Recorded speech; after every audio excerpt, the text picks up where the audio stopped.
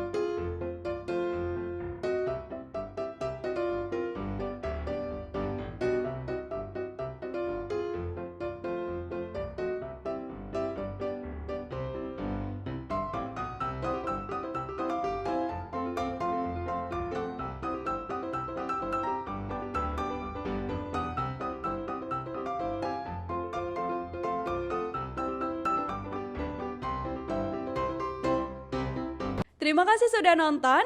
Jangan lupa like, subscribe, dan share ya.